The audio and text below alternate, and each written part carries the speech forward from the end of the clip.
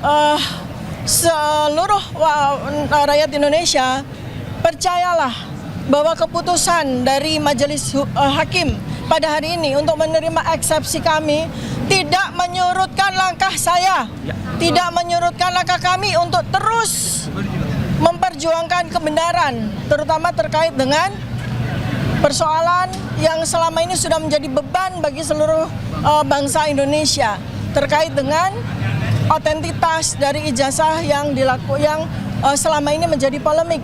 Sehingga apa? Sehingga ke depan kita tidak perlu harus menemui persoalan ini lagi. Mas Roy Suryo insya Allah ya akan terus memperjuangkan keadilan dan kebenaran. Kemudian komitmen kami terus ya Mas ya. Komitmen kami terus bersama dengan advokat kami, para pejuang, para aktivis semuanya ya. Semua aktivis kita terus berjuang untuk terus menegakkan kebenaran dan keadilan. Kejujuran, konstitusi, seputih negara ini, sejarah harus kita pulihkan ya. Kemudian kami meyakini ya bahwa keputusan pengadilan ini adalah bagian dari ikhtiar manusia, bagian dari ikhtiar negara, bagian dari ikhtiar seluruh pemangku kebijakan. Untuk itu kami mengucapkan terima kasih banyak atas semua yang telah dilakukan sehingga keadilan dan kebenaran ini bisa tegak berdiri di negara ini. Dan terlebih dari itu bahwa semua ini adalah kehendak Allah Subhanahu wa taala. Kami menerima yang terjadi hari ini dari sejak kami melangkahkan kaki menuju kepada Pengadilan Negeri Jakarta Timur ini. Apapun yang diputuskan oleh Pengadilan Negeri, oleh Majelis Hakim, kami terima dengan ikhlas sebagai bagian dari kami menjadi wasilah Allah Subhanahu wa taala untuk terus menegakkan keadilan kebenaran. Dan seluruh rakyat Indonesia, percayalah bahwa keputusan dari Majelis Hakim pada hari ini untuk menerima eksepsi kami tidak menyurutkan langkah saya, tidak menyurutkan langkah kami untuk terus memperjuangkan kebenaran, terutama terkait dengan persoalan yang selama ini sudah menjadi beban bagi seluruh bangsa Indonesia terkait dengan otentitas dari ijazah yang selama ini menjadi polemik. Sehingga apa? Sehingga ke depan kita tidak perlu harus menemui persoalan ini lagi pada presiden-presiden maupun pejabat-pejabat berikutnya. Terima kasih. Assalamualaikum warahmatullahi wabarakatuh. Akan dilanjutkan. Baiklah, saya lanjutkan. Ya kan? Kami berterima kasih pada teman-teman wartawan yang selama ini mengikuti dan mengawal kami sampai putusan akhir ini. Ya, memang semua itu ada skenario Allah. Kami sudah siap dengan putusan-putusan. Baik itu diterima maupun ditolak, kami sudah siap. Tapi faktanya dengan perjuangan kami, dengan pembelaan kami, eksepsi kami atau perlawanan kami yang luar biasa, akhirnya Majelis Hakim sepakat dengan apa isi dari perlawanan kami. Dan kami berterima kasih atas nama tim advokat Dr. Tifa. Ya, memang kami tadinya mengejar-ngejar bukti, bukan bukti, daftar bukti dan daftar saksi dari pihak BAP. Nah, karena sudah diputuskan seperti ini, maka kami tidak akan menuntut lagi dan kami berterima kasih. Semua itu adalah skenario Allah Subhanahu wa taala. Yang lain? Saya akan lanjut sedikit ya. Jadi sebetulnya secara mental ya, insya Allah ya, lebih dari 400 hari ya kami sudah mempersiapkan diri, terutama ketika Polda Metro Jaya menyatakan bahwa ada 709 dokumen ya. Kami sudah riset 709 dokumen ini ya, dan dengan senang hati apabila memang sidang ini akan berlanjut, artinya eksepsi kami ditolak, kami akan siap ya, kami akan siap untuk menyampaikan hasil investigasi kami selama setahun ini terkait dengan 709 dokumen ya. Dan kemudian juga kami juga mendapatkan sebuah kekuatan juga ya, penguatan ya, bahwa ada sebuah bukti yang tidak bisa ditolak ya. Ada sebuah bukti yang tidak bisa ditolak bahwa sarjana kehutanan Universitas Gadjah Mada lulus tahun 1985 itu harus memiliki dokumen seperti ini ya, yaitu transkrip nilai lengkap ya, SKS berjumlah 161 ya. Kemudian transkrip nilai tersebut ditandatangani secara lengkap oleh dekan, oleh pembantu dekan 1. Ini adalah bukti yang tidak bisa dibantah dan apabila ya. Dan ini adalah bocoran dari sebagian 709 dokumen. Ya, 709 dokumen ada transkrip nilai ya yang tidak sesuai dengan transkrip nilai asli ini, dan ini sulit sekali akan dipertahankan ya. Jadi inilah yang salah satunya sudah kami persiapkan.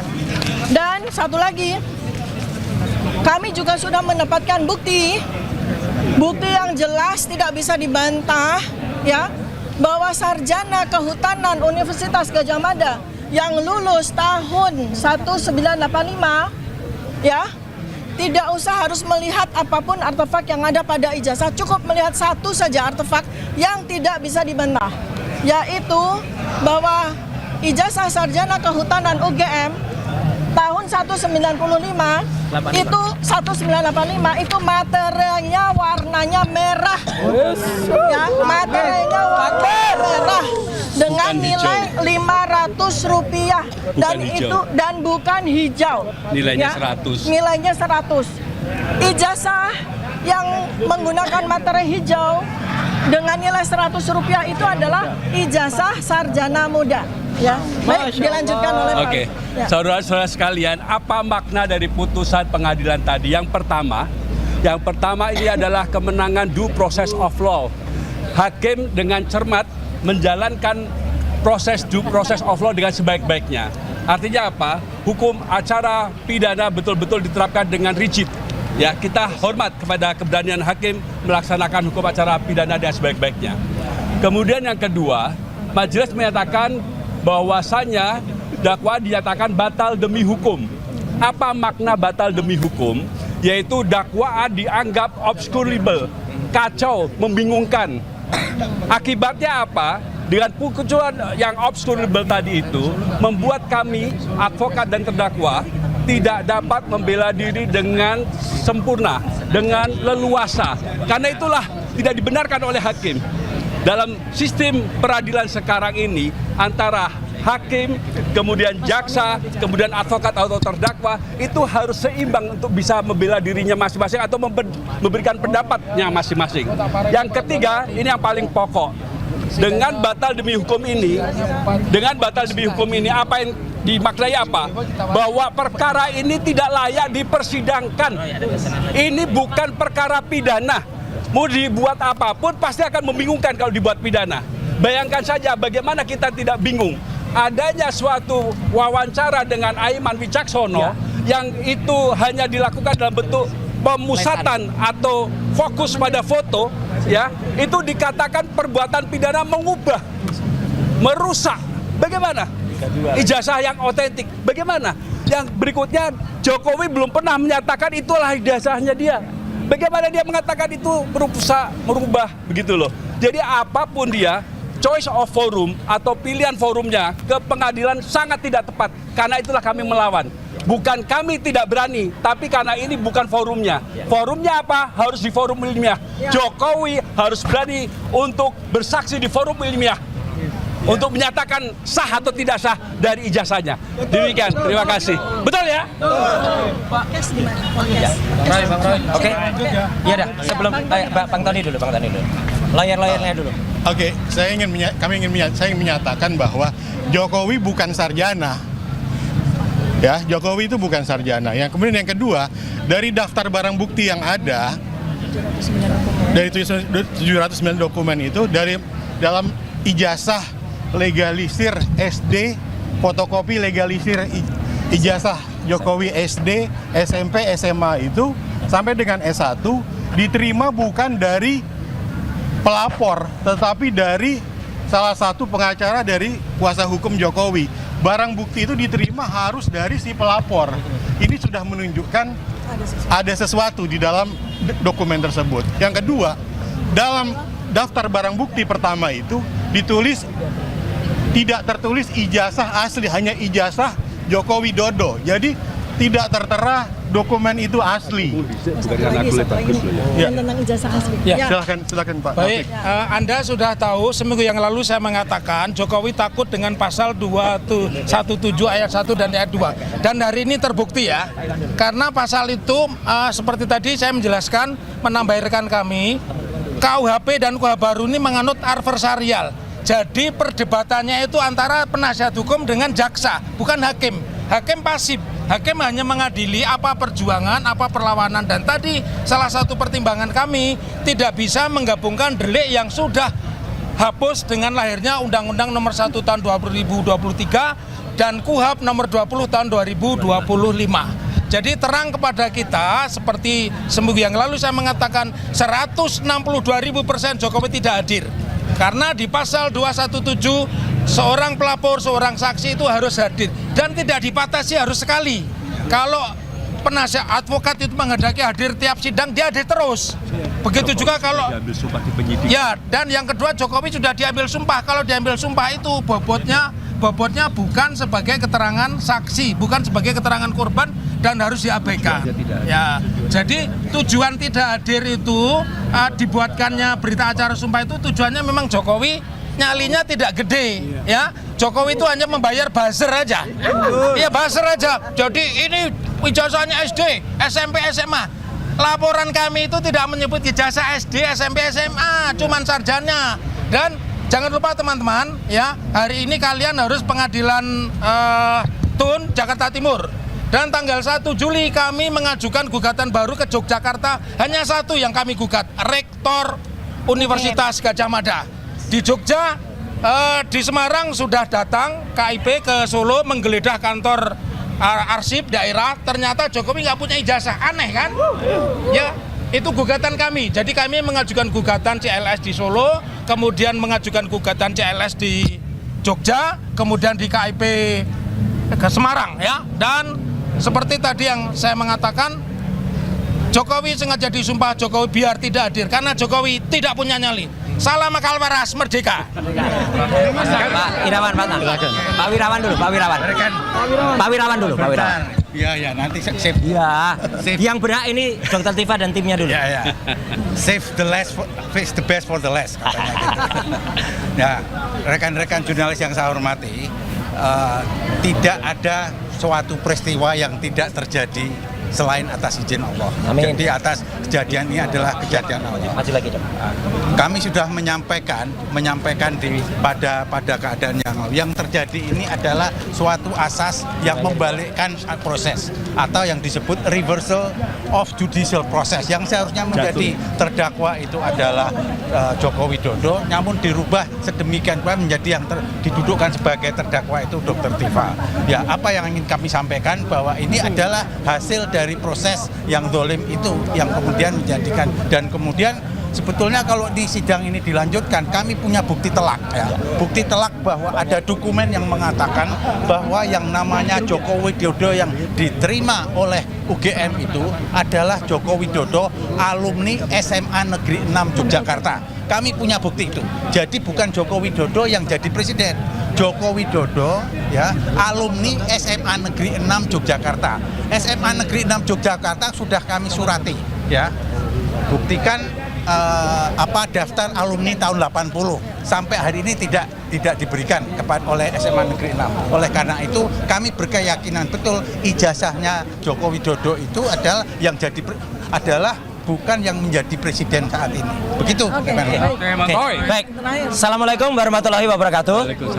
Pertama-tama saya selaku pribadi dan atas nama teman-teman semua mengaturkan puji syukur kehadirat Tuhan Yang Maha Kuasa, Allah Subhanahu wa taala, bahwa hari ini Kamis 23 Juli 2026, ya, Allah telah memberikan jalan terang. Allah telah memberikan langkah yang sangat bagus dan memberikan petunjuk bagi hakim dan Majelis Hakim Pengadilan Negeri Jakarta Timur dan semua perangkatnya untuk memutuskan yang paling baik. Putusan sela bagi sahabat saya Dr. Tifa Husya Tiasuma luar biasa. Allahu Akbar. Yang kedua, saya mengaturkan selamat kepada tim hukum Dr. Tifa, luar biasa. Tim pembela Dr. Tifa ini sangat luar biasa.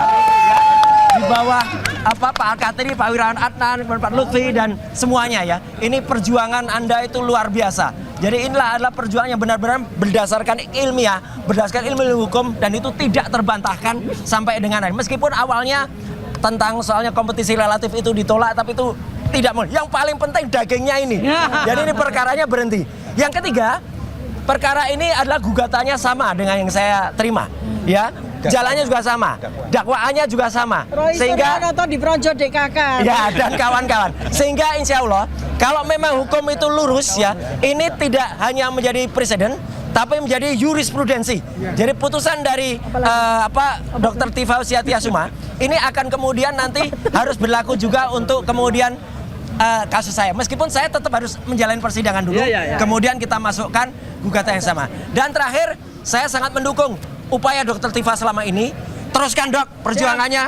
Dr. Tifa adalah ilmuwan muda yang luar biasa. Dan beliau akan membedah otak. Saya pakai kaos ini. Ini Dr. Tifa dengan analisis neopolitikanya. Ya, tiap pagi ganti kaos. Iya. Jadi Dr. Tifa tetap akan terus berjuang. Saya juga terus berjuang. Terima kasih juga untuk semua teman lawyer yang mungkin sekarang sudah tidak membersamai lagi juga, ya, untuk tim yang lain. Insya Allah kita tetap berjuang bersama. Dan untuk 3 sahabat kita, ya, Mas Faris Al-Fadilah, Rustam Afendi, dan Bu Kurnia, kami tetap membersamai Anda semua. Ya, Allahu Akbar. Terima kasih. Wassalamualaikum warahmatullahi wabarakatuh. Ya, luar biasa. Oke ya, makasih ya.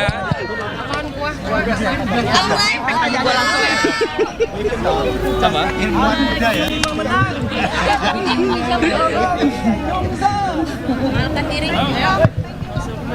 Ya pemirsa, begitulah tadi terkait dengan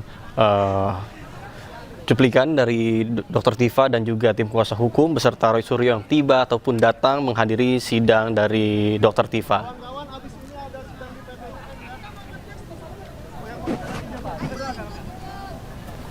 Dan saat ini para awak media masih terus berkumpul bersama dengan sejumlah dari para pendukung terkait dengan yang menghadiri secara langsung melihat berlangsungnya persidangan yang berlangsung pada pukul 9 tadi.